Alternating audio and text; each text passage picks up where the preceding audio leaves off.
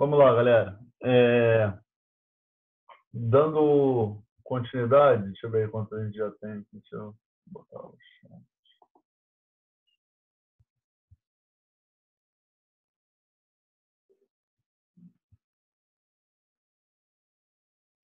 Show, a galera tá chegando. No caso aqui, eu vou salvar, né? Deixa eu dar um reload aqui no meu aplicativo. Eu já perdi a conexão.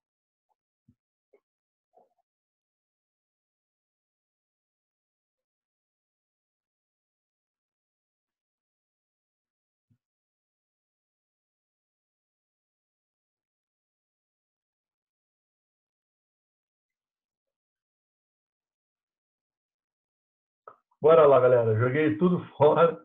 E aí foi aqui, ó. Ficou aqui teste, aqui em cima. Então, a gente começou a escrever lá a nossa estrutura, né? Então, vamos lá dar continuidade. Então, nós temos aqui o render, né? Tudo que está no return dessa função é o que vai ser colocado em tela. Nós utilizamos uma forma estruturada, que é o JSX, que vem lá da família lá do XML, do HTML. O JSX é a forma que a gente escreve componente para colocar na tela e é muito similar ao nosso HTML. Mas, no entanto, as tags a gente que vai criando. Então, eu botei aqui uma view e vocês vão ver lá que eu botei text. Se eu pegasse e colocasse isso aqui fora, vocês vão ver que vai voltar um erro. No caso aí, meu até quebrou o meu... Supera aí. Vou ter que escanear de novo.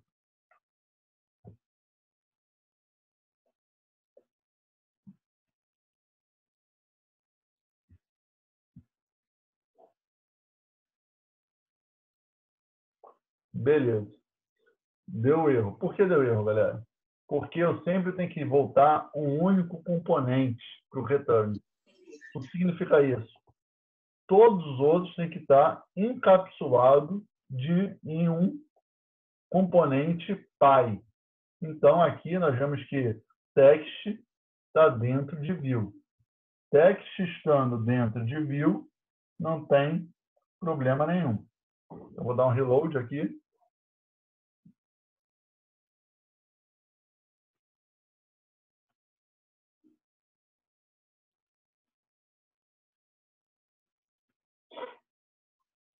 Aí, quando dá o reload, vai voltar. É esperado que volte lá o nosso teste.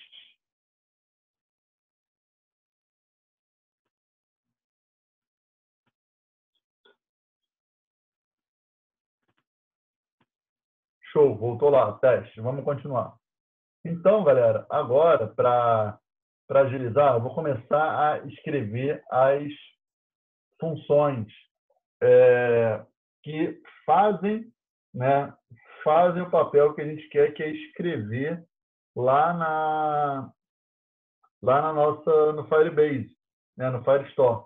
Então, eu vou criar um método, né, vou chamar ele de salvar. Estou escrevendo aqui no modelo de Cloud Function, perdão, de Arrow Function. Então, aqui eu tenho salvar. O que eu tenho que fazer ao salvar? Olha, eu vou chamar o Axios, que eu estou chamando ele aqui como API, lembrando que ele já conhece o endereço. Eu vou falar, ó, eu quero que tu faça um post para onde? E eu vou dar um nome do caminho, ou seja, o método. Ó, tu vai lá, procura lá enviar mensagem, vê lá esse recurso. Beleza. Então, o primeiro parâmetro é para onde ele vai. O segundo parâmetro o segundo parâmetro é o que eu quero salvar, né? O que eu quero fazer, no caso do post. E aí eu passo a estrutura que a gente sabe que ele está esperando receber, que é mensagem, que é usuário, que é avatar. Show. Eu sei que é isso que ele espera receber. Mas eu não tenho ainda o que passar para ele. Então, eu vou seguir aquele padrão para não ficar dando erro. Eu vou botar qualquer coisa aqui no campo, só para parar de dar erro, de sinalizar que tem erro. Isso daqui, de novo, vai voltar uma promise. Ele vai tentar e vai me retornar o que aconteceu. Então, eu vou ter dentro dele o then. O then espera receber o quê dentro dele? Uma função anônima, que eu posso escrever como uma cloud function, como uma arrow function, ou eu posso escrever no modelo antigo, que é passar uma função com parâmetro. Às vezes a gente vê tudo junto e fica difícil de entender, mas basicamente nós temos um método e no JavaScript eu posso passar uma função como passagem de parâmetro. Então, geralmente a gente vê essa estrutura, é uma cloud function, aí, terceira vez, a quarta posso pedir música. É uma arrow function, né, uma função anônima que eu passo para dentro desse método. Então, eu posso fazer algo se der certo ou algo se der errado. Por enquanto, eu não vou nem encostar nesse código. Então, o que eu fiz? Eu criei aqui uma função, né, para que eu consiga escrever algo dentro do meu Firestore. Eu preciso de alguém que dê o quê? O file dessa função. Então, onde provavelmente eu vou colocar esse file? Possivelmente dentro de um botão, né? Mas eu vou ainda escrever a outra função. Eu vou escrever outra função para fazer o quê? Para buscar aquela imagem do usuário que a gente está rodando, aquela imagem randômica. Então, vou lá, vou fazer um const. Eu vou trazer esse trecho de código para não ficar escrevendo ele todo, aí eu explico que eu acho que fica menos exaustivo de escrever, que demora mais. Tá aqui, galera. Ó, a segunda função que eu criei, ela é carrega usuário anônimo, que é esse usuário que vocês estão vendo, que está... Deixa eu ver aqui uma pergunta.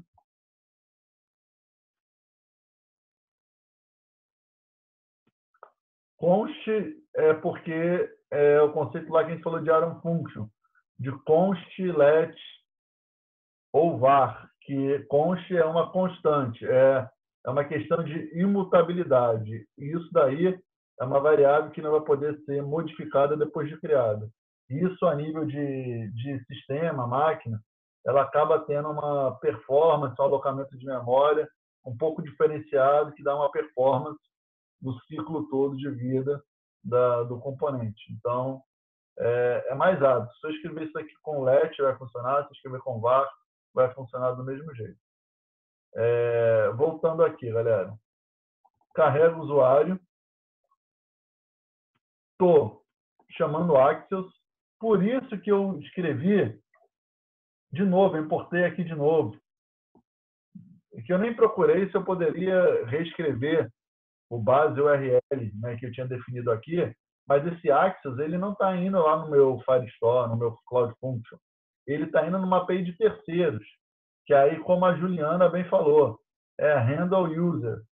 Se eu abrir esse handle user aqui, handle user é uma API que randomiza usuários. Então, se eu acessar, ela vai mostrar aqui, ó, mostrando uma moça, e aí ele fala como é que utiliza, ó. Ele fala, ó, é só você fazer um get para esse recurso. Como eu testo isso? Ou vou na programação ou venho aqui direto no Insomnia, ó. Boto aqui render user, só de exemplo, ó. Vou dar um create e vou jogar o que ele mandou aqui em cima, ó. Eu vou dar um send. E vou observar o que ele vai retornar. Ó, female, senhora, senhorita, senhora Ivanka. Vou dar um send aqui de novo. Ó, Anne, Yulia, Ernestine, Jules. Então, essa API ela volta usuários randômicos. Então, aqui eu estou falando para o Axios. Olha, vai lá na API e chama. O GET, eu não passei parâmetro. Aí agora eu encadeio com o then. Eu quero que ele faça alguma coisa. O que eu quero? Olha, se tu conseguir, tu vai botar uma resposta. E com esse response, tu vai fazer alguma coisa. Essa estrutura, response, data, results, é porque quando eu vi a estrutura aqui, eu vi que é como ele está arquitetado, né? Tudo volta dentro de results.data, geralmente. Aí eu tenho aqui um objeto, um atributo chamado result, e aqui eu tenho um colchete. Quando eu tenho um colchete, eu sei que eu estou trabalhando com um array. Foi a maneira que foi desenvolvido. Então, para eu recuperar o que está dentro de um array, no caso aqui, como sempre, volta um só, eu boto aqui array 0. E aí, isso eu falei que ele vai representar o meu usuário, user. Show de bola. Então, a partir daqui, eu sei que nessa variável, eu tenho o meu user. Show de bola. Só que eu tenho que guardar esse cara. E como é que eu guardo isso dentro da minha aplicação? Eu tenho que guardar isso no state. Antigamente, lá, quando a gente trabalhava com classe no React Native, a gente trabalhava com... Vamos fingir que faltei a aula que vocês fizeram do React. Quando você deve usá-lo, quando vai consumir uma API. Ele é como fosse... Ele vai fazer igual a Insomnia faz, só que via programaticamente. Né? Quando você for apontar para alguma API. Quando você for recuperar, for fazer alguma comunicação com outro serviço. E aí, o set user, o roots, né, que eu estava voltando, quando a gente trabalhava com componente com classe, nós utilizávamos o set state e o state. Quem veio lá da época um pouquinho mais antiga com o React Native. Agora, com o roots, nós temos uma maneira de escrever que é assim, ó. Geralmente eu boto aqui em cima, né, tudo que é referente às variáveis de estado da minha aplicação. Eu crio um const. Esse const no modelo de chaves, sempre o primeiro é a minha variável e o próximo é o meu set. Geralmente a galera usa essa prática, né? Nome da variável e a segunda, set, o nome da variável. No caso aqui, set user. E aí eu falo que eu vou utilizar o use state, que substitui lá como era o meu set state do modelo de classe. Aqui no caso, eu falo o que vai estar aqui dentro é como vai iniciar a minha variável. Ou seja, eu não tenho usuário inicialmente. Então, eu quero que essa variável ela inicie com nulo. Então, logo que carrega aqui a nossa função, ele alimenta user com null. Só que quando esse cara rodar, usuário anônimo, nós estamos vendo que quando nós temos uma resposta, nós vimos lá que se colocar dentro desse modelinho, a gente consegue pegar essas informações e aí eu pego o caminho, results, e aí eu vi lá que o nome do cara fica dentro de name. Dentro de name eu tenho first, dentro de name eu tenho last. E aí eu fui descendo mais um pouco, eu vi que no mesmo nível tem um cara chamado picture, que eu tenho modelo da foto em alta, em média e em baixa qualidade. Então aqui é um usuário fake com tudo que é dado, mas eu só quero isso. Então o que eu fiz? Eu falei para ele o seguinte, ó, o que eu colocasse aqui dentro, galera, ele ia jogar para dentro dessa variável user, que é poder usar na aplicação. E aí, o que eu estou querendo que se faça? Eu vou, aqui dentro de set user, eu passei um objeto, né? E aí eu escrevi aqui, ó, name, que eu chamei, e aqui eu utilizei o template literal. Poderia escrever assim, galera, ó. user first mais, botar um espaço, mais, né? E o segundo nome, né? Que é o last. Isso é um modelo de concatenação, só que o 6 trouxe esse modelo, que eu posso colocar esse sinal, né, que a gente chama de plica, e botar cifrão, abre e fecha o colchete, e aqui eu posso botar uma variável qualquer. E aí eu posso, o que estiver fora dessa estrutura é uma constante, né? É minha string. E aqui é meu valor que vai variar na string. Então, aqui, ó, voltando à estrutura, eu tenho pega o user, name first, porque eu vi que essa estrutura que está aqui, e peguei o last. E isso eu fiz o nome e sobrenome do cara. E no picture, eu pego a imagem em alta. Ou seja, nesse momento, eu tenho o set user, eu tenho o meu user alimentado. Como eu posso ver se ele está alimentado? Eu tenho que executar. Para executar, sempre que a página, aí a gente vai fazer uso agora do segundo carinha, que é o use effect. Ele trabalhava com todos os efeitos, né? Todos os ciclos de vida, que tinha componente de mount. Então, eu chamo use effect. Como primeiro parâmetro, eu passo uma cloud function. E como segundo parâmetro, eu passo aqui entre colchetes o que vai fazer esse código aqui de dentro da primeira variável rodar.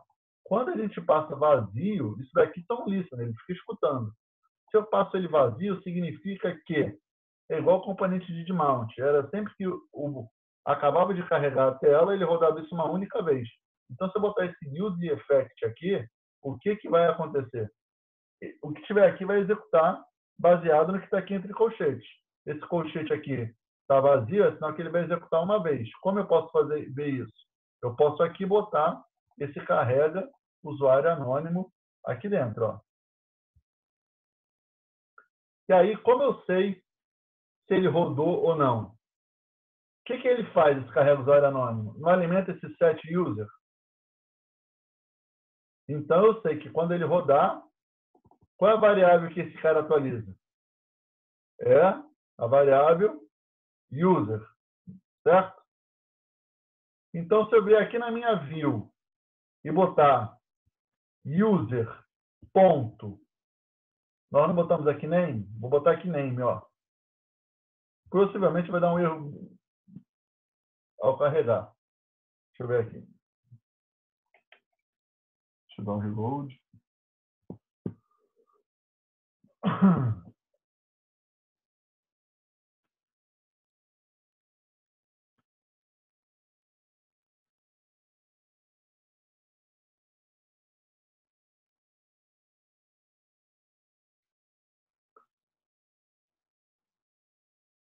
Aqui, galera. Eu tenho que botar uma variável. Então, quando eu quero escrever dentro do JSX alguma variável lá que vem do nosso código, eu boto entre chaves. E aí eu vou rodar. Tanto que eu botei username sem chaves, ele escreveu aqui username. Então, eu vou agora atualizar. Ó, Kenneth Branks. Se eu apertar de novo atualizar, Max Fernandes. Atualizei. Juliette White. Então, perceba que ele está conseguindo ir lá na API, chamar, carregar o usuário anônimo, quando a nossa página carrega, alimenta a variável user, através do nosso set user, e aqui embaixo eu estou mandando ele mostrar. Se eu botar aqui picture e salvar, apareceu o caminho. Então, primeira coisa que a gente pode fazer aqui, se quisesse ver uma imagem, quem sabe trabalhar com a imagem tem que ter um componente específico, né? Então, nós temos um componente de imagem para esse intuito. Qual é o componente de imagem? Nós temos aqui, ó, image. Então, se eu quisesse, ó, já estou mostrando aqui o text. Se eu quisesse mostrar a imagem, ó, vou botar imagem aqui em cima. Então, vou trocar esse text por imagem. Então, vamos lá.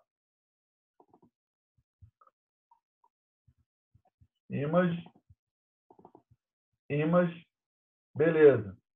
Image, na verdade, eu poderia simplesmente só abrir e fechar. A gente fala que ela abre e fecha nela mesma. É o mesmo conceito do HTML.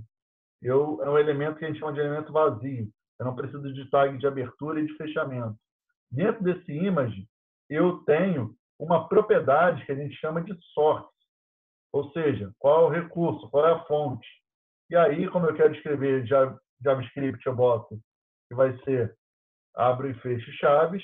E como eu passo o modelo chave-valor, né, para escrever JSON, eu tenho que botar chaves. Então, por isso que a gente vê, às vezes, duas chaves no JavaScript, né, quando tá falando de colocar dentro do JSX, que é essa estruturazinha. Então, ele espera receber, ele chama uma URI, né?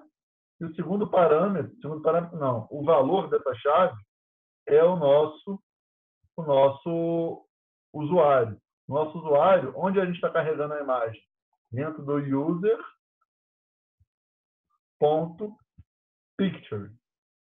Se eu salvar isso, ó, não apareceu. Por que não apareceu? Porque a imagem ela precisa de estilização. Então, para eu estilizar, eu posso utilizar a propriedade style ou poderia escrever essa propriedade na mão. Deixa eu olhar aqui a dúvida.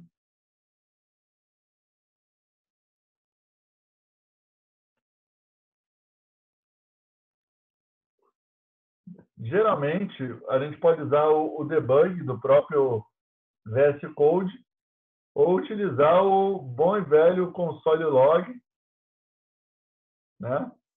Ou até uma estrutura lá que o Diego da Rocket City usa, que é o Reactotron, que faz com que a gente debugue dentro de uma aplicação separada. E aí, sempre que a gente usar console.tron.log ou console.log, ele vai direto vai debugar a nossa aplicação. Console.log é o brabo, né?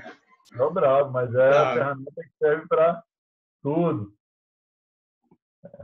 Eu uso muito console.log. Aí, bora lá, galera. Ó, eu vou falar que a minha imagem vai ter um width de 100. É assim, é direto, não precisa botar o pixel, no caso. Eu vou falar que ele vai ter um weight de 100. Vou salvar. Invalid props. Não é styles, não? Não, não. Styles é o nome do arquivo que eu... Será que não é o hate ali, não? Tá errado aqui, ó, eu acho. Isso. Escrevi errado. Show. Ó, apareceu lá a Vanner Santos. Se eu atualizar de novo, e aí, beleza, já começa a tomar uma cara. Então, vamos continuar. Eu vou até onde der. Vamos lá. Qual é o próximo ponto? Nós vamos, então, tentar trazer para a interface o input que a pessoa digita para que a gente consiga chamar e mudar aqui o salvar. Depois a gente vai se preocupando mais com a utilização. Pô, se eu quero escrever alguma coisa, eu tenho, de novo, um componente com esse intuito. No caso aqui, nós temos o text input. Text input, o nome já diz, vai nos dar um input para que a gente consiga digitar o que nosso usuário está querendo passar.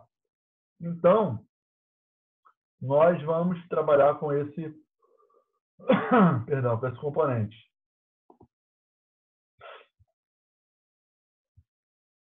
Cadê onde eu estou? Aqui. Vou botar fora de ordem, depois a gente vai estilizando. Então, aqui eu vou botar um text input. Esse text input, ele vai ter que manusear uma variável, né? Uma variável que fique disponível em todo o componente. Então, de novo, a gente vai criar uma variável que vai ser comandada lá em cima. Aqui, ó, análogo a isso aqui que a gente fez, nós vamos criar para a nossa variável que vai segurar o nosso valor do text input. Então, vamos lá. Const, vou chamar de caixa de texto, vírgula, no modelinho, set, caixa texto. Vou botar aqui, ó, use state, e aí vou passar o valor que eu quero default. Nesse caso também vou passar null, ou posso passar vazio, uma caixa que ainda não tem nada. Tanto faz. E aí eu vou lá no meu text input, e esse text input ele vai ter como trabalhar esse valor. Ele tem uma propriedade que é o onChangeText, ou seja, cada vez que esse texto mudar, ele vai fazer alguma coisa. Então, eu vou botar no modelinho, porque eu quero escrever JavaScript aqui dentro. E aqui a gente escreve uma Arrow Function. Então, eu vou passar um nome para o atributo que está entrando. Posso dar aqui qualquer nome. Não botei chaves, porque não botei parênteses. Como é um atributo só, é opcional. E outra coisa, como também eu quero retornar direto, lembrando, o modelo lá da Arrow Function, a gente viu que é isso daqui, ó. Opa! É algo mais ou menos assim. Quando eu quero dar o return, ou eu escrevo return, aí eu abro e fecho parênteses, é assim mais ou menos a estrutura. Mas como é só um parâmetro de entrada e só o return, o ES6 possibilita que a gente escreva direto, sem essas chaves, né, parênteses. Então, texto, eu quero que ele faça o quê? Set, caixa texto, eu quero que a caixa texto seja alimentado e receba esse text. Ou seja, tudo que é escrito aqui, a cada vez que o texto muda, ele pega o que ele tem e joga para dentro do set caixa texto. E aí eu tenho outro parâmetro dentro de text input que recebe o value. Esse value, galera, ele é o valor que eu quero que esteja dentro da caixa texto. Talvez ele até pré-alimente quando for carregado. Então, eu posso falar que ele vai receber o valor da caixa texto. Então, isso aqui já vai possibilitar abrir uma caixinha. Vou salvar. Aqui faltou alguma coisa, acho que falta fechar a tag. No User Picture.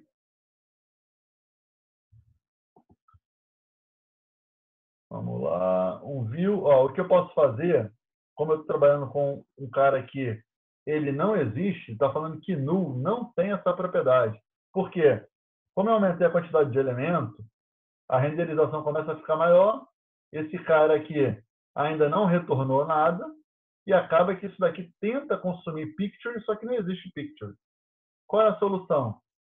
Aí a gente começa a fazer uso lá dos ternários, de escrever JavaScript, e aí é uma sintaxe para a gente conseguir fazer o if de código de renderização opcional. Eu posso pegar os elementos, ó, esse image. Não faz sentido eu carregar esses dois caras se eu não tenho usuário ainda. Tanto que tem o nome aqui, user. Então eu posso, antes dele, ó, vou fazer aqui separado, eu abro chaves, escrevo o que eu quero, no caso eu quero user, e aí eu tenho aqui um e-comercial. Aqui eu tenho uma condição. O que isso está falando, galera? Olha, se user existir, ou seja, ele carrega como null, quando ele for diferente de null, tu vai executar o que está aqui depois desse e-comercial, porque isso daqui é uma verdade, ou seja, é um end. O outro lado só acontece se esse user existir. E aí eu posso pegar todo esse conjunto de código e passar aqui para dentro. E aí eu salvo. Deixa eu ver onde está errado. Tem algum erro de sintaxe aqui. Text input. Deixa eu ver onde está errado. Ah, deve ser porque não tem parênteses.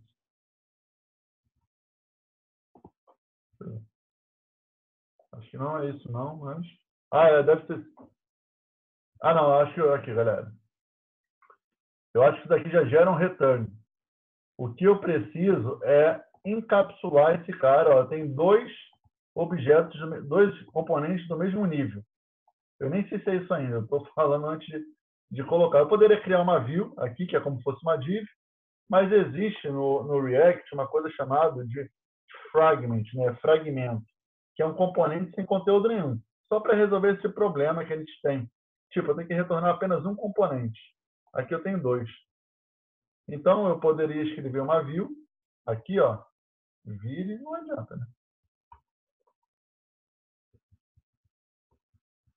E aí, fechar essa view, eu acho que eu errei isso, né? Ó, vou botar aqui, ó, salvei. Ó, carregou. No entanto, isso aqui às vezes vai quebrar o layout. O que eu posso fazer? Eu tenho um elemento que a gente chama de elemento fragmento, que é um elemento vazio.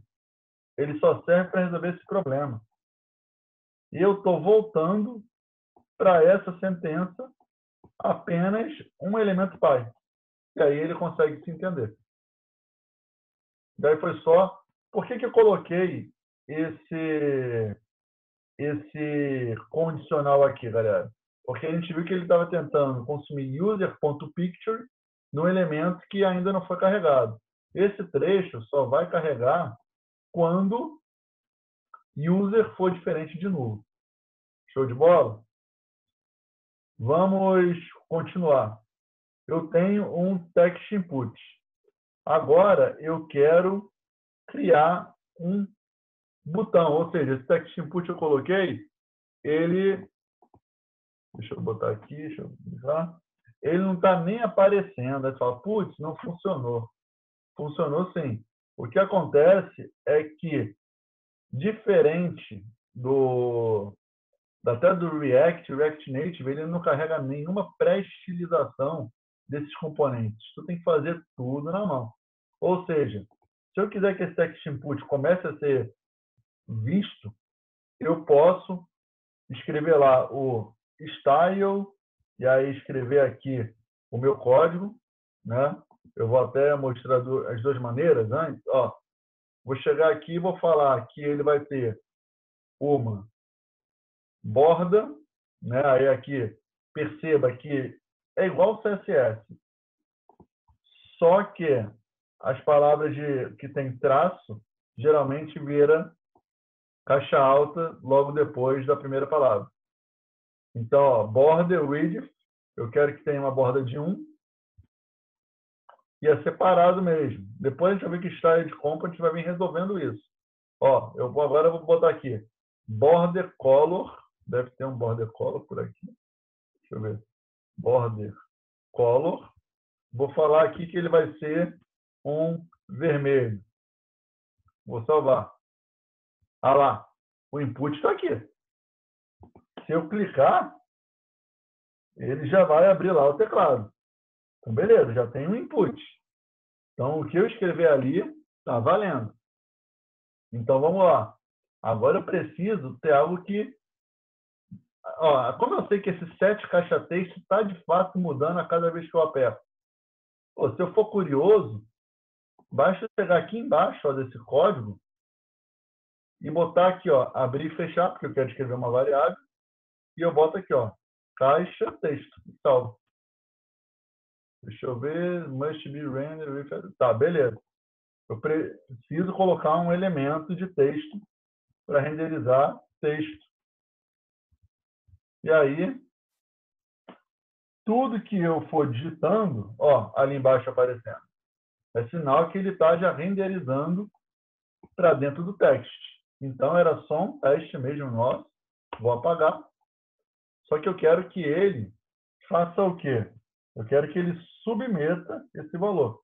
Então, eu vou criar um botão. E aí, para criar um botão, por isso que eu importei lá aquele Ion, né? Ion Icons. Eu vou pegar logo a estrutura para agilizar. Deixa eu descer aqui. Ó, vou botar debaixo do meu text input. Eu vou botar o meu Ion Icons. Esse Ion Icons, eu tinha dado aqui uma estilização. Vou retirar isso, que daqui a gente bota depois lá. Eu falei que eu vou utilizar o send, aí por isso que fica essa cartinha, né? Esse aviãozinho, o tamanho e a cor. E aí, o Touchable Opacity é essa sensação ó, de apertar e ele acender, tá vendo? Estou segurando, ele está acendendo. Então, isso que é o Touchable Opacity. E aí eu falei que esse Touchable Opacity, ele vai ter uma função, vai fazer alguma coisa no press. E aí, o que eu estou querendo que ele faça no press? Eu quero que ele faça o salvar. Lembrando que nós escrevemos lá a função de salvar. E o salvar, ele está mandando enviar mensagem para xxx. O que eu coloco aqui no lugar do xxx? Já tem alguém que segura essa mensagem? É o nosso caixão, não, né? Caixa texto. Usuário. Eu tenho algum usuário que já carregou na tela? No caso aqui é Vitória, né? Onde fica o nome da Vitória? User.name, que é nós que montamos aqui o usuário, ó, username, e eu sei, show, e vai cair. E aí eu vou abrir mais um para terminar essa lógica, só não vai entrar no CSS, eu quero terminar isso aqui com você, essa lógica. Professor, Oi, José. o React tem o operador Elvis? Elvis? Isso, Hã? Elvis. Elvis de Elvis Presley mesmo. Pô, não sei, eu tenho que pesquisar a respeito. Posso pesquisar. Que operador seria esse? Pô, eu não sei, é que o amigo perguntou aqui no chat aqui, aí eu não sei o que é isso. Olha lá no chat lá. Não sei, Luiz, eu terei que vou pesquisar. Aí, se a variável é nula ou undefined. Sim, acaba sendo esse propósito, né?